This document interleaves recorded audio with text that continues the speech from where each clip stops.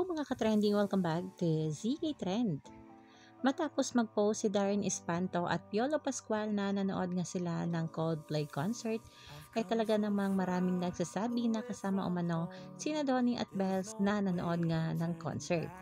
At ayan na nga mga kabablis, dahil ngayon lang ay may nag-post na nga na magkasama itong ating Donnie at Bell na nanood nga ng Coldplay kasama sina Vice Ganda.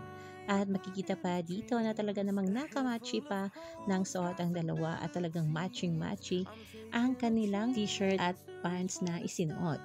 Kaya naman ang mga bubblies ay talaga namang grabe na ang kilig sa backshot na ito ng dumbbell. Talaga namang napaka-ninja nitong ating couple at hindi man lang nag-post sa kanilang social media account.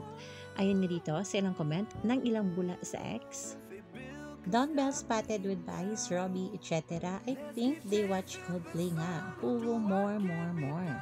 Ayun po dito, matchy shirts at Coldplay concert, OMG, hashtag Dumbbell.